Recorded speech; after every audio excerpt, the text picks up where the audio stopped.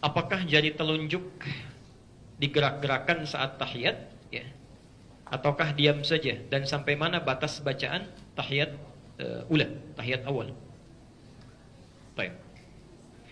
Apakah jari telunjuk digerak-gerakan saat tahiyat ataukah diam saja, dan sampai mana batas bacaan tahiyat awal? Hadis Muslim, riwayat Muslim, nomor hadis 913. Nomor hadis 913. At-Tirmidzi, bukan Tirmidzi tapi At-Tirmidzi. Nomor hadis 296. Nomor hadis 296. Dari Abdullah bin Umar. Ya. Sudah? Pelan-pelan.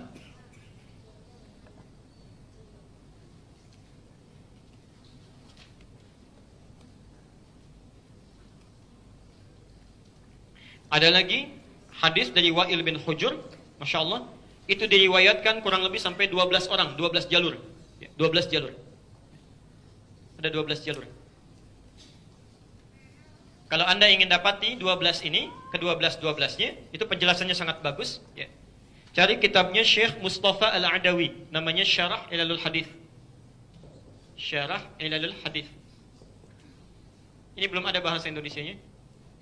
Syarah Ilalul Hadith, Syekh Mustafa Al-Adawi.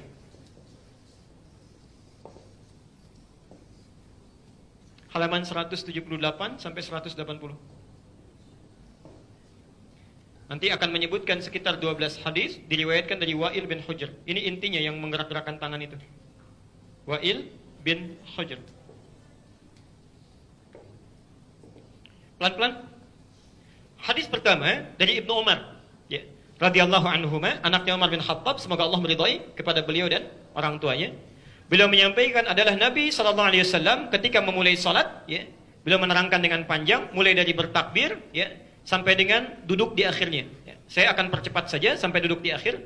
Kata beliau, fa wada'a kaffahul yumna ala fakhidhil yumna.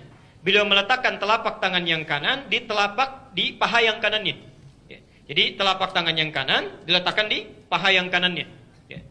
Ada sebagian riwayat mendekatkan ke arah tempurungnya. Ada yang dekat ke tempurung, ada yang di pahanya. Itu dua-duanya sahih riwayatnya. Ya. Kemudian perhatikan, melipat tangannya yang jempol, ibham, bertemu dengan yang wusta, yang tengah, gini. Jelas ya? Jadi meletakkan telapak tangan di pahanya, kemudian yang jempol dilingkarkan bertemu dengan yang tengah, yang wusta, gini. Jelas ya? Bukan yang jari kelingking. Ya. Kalau yang ini apa? Manis. Kalau yang asam yang mana? Apa disebut manis ya? Nah, ini kelingking, ini manis, ini tengah, yang ini telunjuk, ini jempol. Jadi jempol bertemu dengan yang tengah sini. Ya. Kemudian perhatikan, mengangkat rafa'as sababah, mengangkat yang telunjuknya. Ya. Mengangkat begini telunjuknya. Tsumma yad'u biha, ketika diangkat ini beliau berdoa. Beliau berdoa. Ini hadis pertama yang menyampaikan riwayat mengangkat tanpa menggerak-gerakannya. Ya, nggak pakai cuma ngangkat aja, ngangkat, tidak digerak-gerakan. Pelan-pelan. Anda bisa temukan itu di hadis Muslim, nomor hadis 913 tadi, dan At-Tirmidzi, nomor hadis 296. Ya. Hadisnya dari Ibnu Umar. Ya. Jadi mengangkat telunjuk tanpa menggerak-gerakannya, cuma diangkat begini, kemudian tanpa digerak-gerakan. Pelan-pelan, saya selesaikan dulu ini ya, supaya nanti tidak bertanya lagi. Menyikapi hadis ini, hadisnya sahih. Ya, hadisnya sahih. Menyikapi hadis ini, ulama kemudian berbeda pendapat dalam prakteknya. Berbeda pendapat dalam prakteknya. Imam Malik, beliau berpandangan, karena hadisnya mengatakan mengangkat telunjuknya saat tahiyat, meletakkan tangannya di pahanya, mengangkat kemudian jari yang telunjuknya, melipat jempol dengan jari tengahnya begini, diangkat, yad'u biha, kemudian beliau berdoa. Maka Imam Malik menyimpulkan mengangkat telunjuk saat tahiyat ini dimulai dari awal bacaan tahiyatnya. Ya. Jadi ketika Anda mengatakan at-tahiyyatu lillah, ya, atau at-tahiyyatul mubarakatus salawatut thayyibat, itu ada Yang satu dari Abdullah bin Mas'ud, satu dari Abdullah bin Umar. Jadi ketika Anda mengatakan at-tahiyatu lillah, telunjuk diangkat gini. Ya. Jelas sampai sini? Ya, saya belum bicara kapan diturunkan ya, baru diangkat dulu saja. Nah. Kemudian kata Imam Abu Hanifah, karena petunjuk isyarat ini ketika diangkat jadi telunjuk, satu jari saja menunjuk pada kalimat tauhid.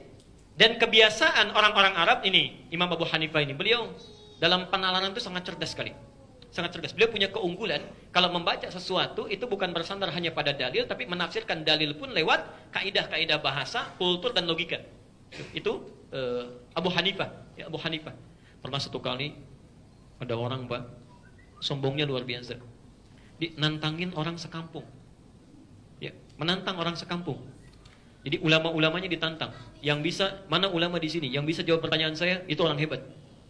Kata orang ini, sekitar berkumpul ulama dan tidak ada satupun yang bisa jawab. Dia katakan, bagaimana itu Allah tidak adil dalam kehidupan? Coba, Allah menciptakan kita manusia, diminta untuk ibadah. Kalau kita salah, kita dihukum, itu wajar. Tapi kan yang paling tidak wajar, kita dihukum, karena kita dicipta dari tanah, dihukum pakai api, wajar sakit. Tapi kalau setan salah, dia dihukum, dia akan dicipta dari api. Disiksa dengan api juga.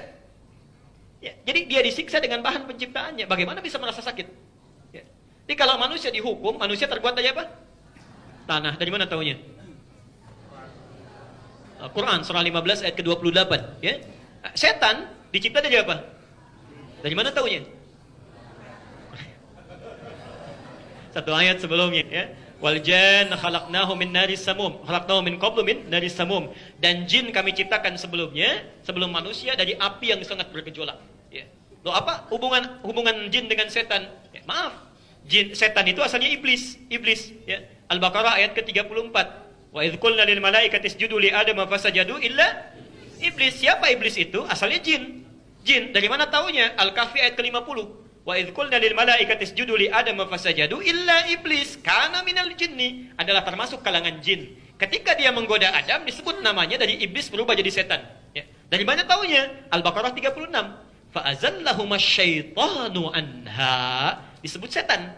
Karena itu ketika disebutkan setan dalam konteks Quran, ada yang dikaitkan dengan jin. Dikaitkan dengan jin. Nah, kata orang ini, kalau jin sih enak, setan enak. Dicipta dari api, dikembalikan ke api. Sama aja bohong. Pada saat itu nggak ada yang bisa jawab. Tiba-tiba datanglah seorang anak, maju ke depan, menyampaikan, saya bisa menjawabnya. Persis seperti anak itu berdiri itu. Ya. Nah, ya. Masya Allah. Baik. Saya bisa menjawabnya. Masya Allah. Penasaran orang ini. Tapi tolong datang kemari. Tolong datang kemari. Ketika datang, itu tanpa bicara apapun langsung ditampar pipinya. Mana orang ini? Ya. Ini malah Tom Tani katanya. Kenapa Anda tampar saya? Kata orang ini, anak kecil ini, loh, apa sakit sampai Anda marah? Itu sakit katanya. Bagaimana Anda bisa merasakan sakit sementara pipi Anda dari kulit? Ya. Tangan saya pun dari kulit. Masa kulit dengan kulit terasa sakit? Maka diamlah orang itu, dibungkam dengan pernyataan anak kecil ini. Anak kecil inilah yang kemudian akan tumbuh, namanya Nu'man bin Bashir, bergelar Abu Hanifah. Abu Hanifah. Ya. Dan Abu Hanifah ini, mohon maaf Bapak Ibu sekalian, itu Masya Allah memiliki dua orang tua yang sangat soleh. Ya. Nanti di akhir, kalau masih ada waktu saya ceritakan. Dua orang soleh bertemu, melahirkan seorang anak yang sangat soleh juga. Ya. Nah, kata Imam Abu Hanifah, isyarat telunjuk saat diangkat ini sebagai isyarat penegasan akan keesaan Allah. Karena kebiasaan orang Arab kalau disebutkan Allah, Allah, Allah, itu suka mengangkat tangannya begini. Allah, Allah, Allah, mengangkat tangannya, terutama dalam syahadat. Ya, dalam syahadat. Karena itulah kata Abu Hanifah, ketika telunjuk ini diangkat, itu bukan dari awal pertamanya, tapi ketika mengucapkan asyhadu alla ilaha, diangkat begini. Ya. Dan ketika kalimat ilallah sudah selesai, ditutup lagi. Selesai. Karena faidah mengangkat telunjuk ini hanya untuk mengikrarkan bahwa tiada Tuhan selain Allah. Lalu ditutup. Ya, pelan-pelan. Imam Ahmad bin Hanbal berpendapat. Kata Imam Ahmad, mengangkat telunjuk ini, itu dimulai bukan dari at-tahiyat, tapi dari mulai kalimat asyhadu an la ilaha illallah. Saya ulang, bukan dari kalimat pertama, begitu selesai kita bangkit dari sujud, at-tahiyat tahiyatu lillah. Ini belum diangkat, kata Imam Ahmad. Ya. Diangkatnya persis ketika mengucapkan asyhadu an la ilaha illallah, tapi tidak ditutup dulu. Dibiarkan terus sampai akhirnya. Kalau tahiyat yang pertama dibaca sampai dengan fil alamina innaka hamidum majid, kalau tahiyat yang terakhir dibaca tuntas sampai dengan salam. Jadi begitu assalamualaikum baru ditutup. Kata Imam Ahmad. Ya. Apa pandangan beliau? Ini bagus pandangannya, memadukan dalil-dalil yang ada. Kata Imam Ahmad, begitu tangan ini diangkat, kata Imam Ahmad, ya, itu menunjukkan kalimat syahadat, penunjuk itu, tapi di hadis akan disebutkan, dan Nabi berdoa dengan itu. Berdoa dengan itu. Jadi ketika diangkat, Nabi berdoa. Sedangkan lafaz doa itu dimulai setelah syahadat, bukan sebelum syahadat. Ya. Makanya ketika Anda berdoa, itu kan adabnya membaca salawat pada Nabi, kemudian berdoa kan? Maka orang-orang yang berdoa dalam tahiyatnya, bukankah dimulai setelah membacakan syahadat? Asyhadu an la ilaha illallah wa asyhadu anna Muhammadar Rasulullah. Kemudian setelah itu apa? Allahumma salli ala Muhammad wa ala ali Muhammad kama sallaita ala wa ala ali fil alamin innaka. Itu kan doa. Itu kan doa. Maka kata Imam Ahmad, ketika Anda mengangkatnya dalam tahiyat, diangkat begini, jangan dulu ditutup kecuali sampai selesai fil alamin innaka hamidum majid, dan di tahiyat terakhir diangkat baru kemudian ditutup kembali saat akan salam. Saat akan salam. Imam Malik mengangkat dari awal tadi yang pertama sampai terakhir. Ya, sampai terakhir. Diangkat begini sampai salam baru kemudian ditutup. Jelas sampai sini? Di sini ada 3 pendapat yang utama, Imam Malik, Imam Abu Hanifah, terakhir Imam Ahmad. Tapi ketiganya belum mengomentari apakah digerakkan atau tidak. Digerakkan atau tidak. Baru kemudian ada hadis yang datang, Masya Allah, sampai 12 matan. 12 matan. 12 redaksi. Disampaikan oleh Syekh Muhammad Mustafa Al-Adawi dalam kitab Syarah Al-Hadis, ya, halaman 178 sampai halaman 180. Semua 12 riwayat ini mengacu pada orang yang sama dari sini. Di kurang lebih ada 12 orang menerima riwayat dari Wa'il. Ya. Di antara riwayat ini ada yang bernama Ziyadah bin Qudamah. Ziyadah bin Qudamah. Riwayatnya sama seperti yang pertama dari Ibnu Umar, cuma ada tambahan, ya. Mengangkat telunjuknya begini, kemudian membuat lingkaran antara yang jempol dengan yang tengah gini. Ditambah di akhirnya, thumma yuharnikuha, kemudian menggerak-gerakannya. Thumma yuharnikuha gini. Yuharnikuha. Pelan-pelan.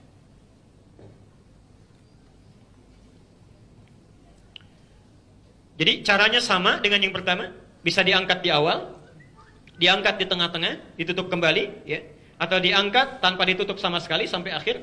Tapi yang ini, hadis kedua, itu ketika diangkat sambil menggerak-gerakkan. Jelas sampai sini?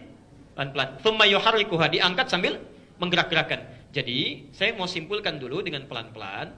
Kalau ada orang mengangkat begini tanpa menggerakkan pun, karena hadisnya juga ada, kuat riwayatnya, maka itu sah. Tidak ada masalah. Kalaupun ada yang mengangkat kemudian menggerak-gerakkan, menafsirkan di hadis ini, itu pun sah. Tidak ada masalah. Jadi tidak perlu dipertentangkan. Jelas sampai sini? Nah, jadi jangan misalnya usil ya. Wah, misalnya ada yang ngangkat gak menggerak-gerakkan. Itu kurang soleh itu, ya kan? Jarinya jangan-jangan tidak bermasalah. Lu dibalas lagi gak ada kerjaan, itu kena Parkinson barangkali tangannya gini-gini. Itu berbahaya. Tidak boleh sering mencela. Tidak bagus. Saya tidak pernah mengajarkan celaan. Ya, pelajari dalilnya, tandakan landasannya, tanyakan landasannya, baru amalkan. Ya. Tapi kalau Anda tanyakan, mana di antara ini yang paling kuat? Ya. Anda tanyakan pada kami, mana di antara ini yang paling kuat, kita bisa bandingkan. Tapi perbandingan ini jangan sampai mengecilkan yang lainnya. Ya? Nah, ulama hadis dalam hal ini memandang, mengangkat tanpa menggerakkan, itu lebih kuat dibandingkan mengangkat dengan menggerakkan. Ya. Dengan 2 alasan. Bahkan 3 nanti ya. Satu. Hadis tentang menggerakkan diriwayatkan oleh Ziyadah bin Qudamah dari Wa'il bin Hujur, ya. Dari 12 hadis itu cuma 1 orang yang menyebutkan menggerakkan tangannya. Sementara 11 orang lain yang meriwayatkan hadis yang sama itu mengatakan tidak ada tambahan di hadis itu menggunakan kata yuharrikuha. Tidak ada tambahan menggerak-gerakkan. Ada 12 orang meriwayatkan dari orang yang sama, 11 orang mengatakan enggak ada tambahan menggerak-gerakkan. Yang 1 mengatakan digerak-gerakkan. Ya. Jadi kalau 11 berbanding dengan 1, kira-kira yang lebih kuat yang mana? Maka dari itu kata para ulama, jika ada satu riwayat bertentangan dengan banyak yang thiqah, maka yang ini ditinggalkan. Ditinggalkan itu maksudnya dianggap lemah dibanding dengan yang ini. Ya. Di antaranya ada Sufyan Ats-Tsauri yang 11 itu. Ya. Ada Sufyan Ibnu Uyainah, ya. Ada Zuhair, ada Salam bin Sulaim, ya. Macam-macam. Jadi ada sekitar, ada Bishr bin Al-Mufaddal, ada 15 orang, ada 11 orang, maaf. Ya. Dan semuanya ahli hadis. Semuanya ahli hadis. Ini dari segi sanad. Sanad. Tapi kalau Anda berbicara hadisnya sahih atau tidak, hadisnya sahih. Ya, sahih. Cuma bertentangan dengan 11 yang sahih lagi. Dari satu jalur yang sama. Nanti kita tafsirkan di akhir. Yang kedua, kalimat yuharrikuha dalam bahasa Arab itu memiliki dua makna. Memiliki dua makna. Pelan-pelan, sini. Jadi kalau Anda menemukan kalimat bertasydid, misal ini ya, ini ha, ini ra, ada tasydidnya, ini kaf, ini ha. Lihat rumusnya ya. U, A, I, U, A. Ya, ada tasydidnya di sini. Yuharrikuha, yuharriku, ya, yuharriku, U, A, I, A. Pelan-pelan. Makna yang pertama, itu artinya bergerak tanpa henti. Ya, banyak, gerakan yang banyak.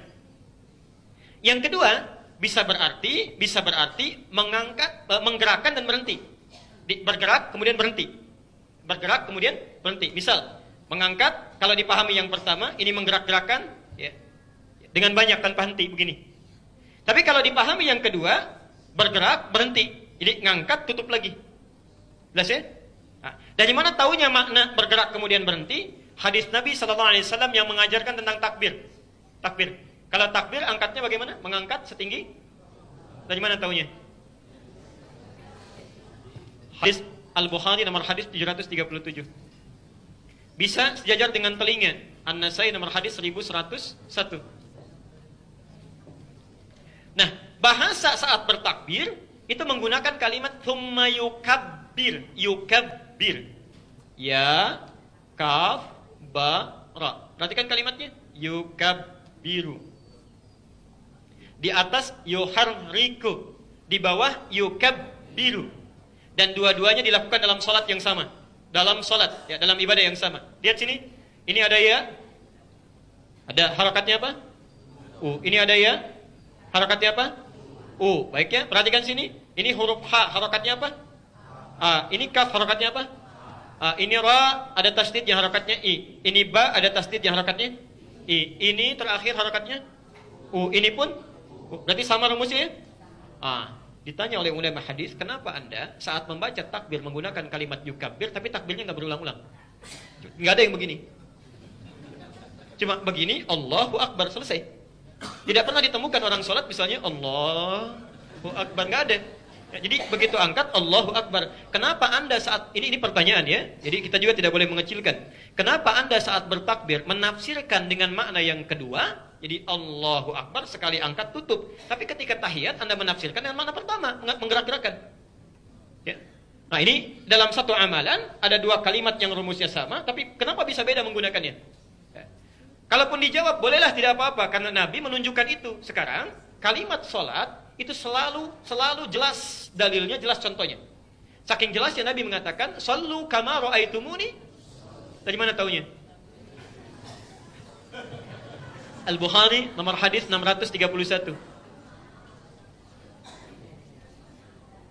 Baik.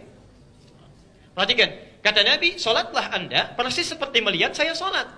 Berarti ketika Nabi salat ada yang lihat kan?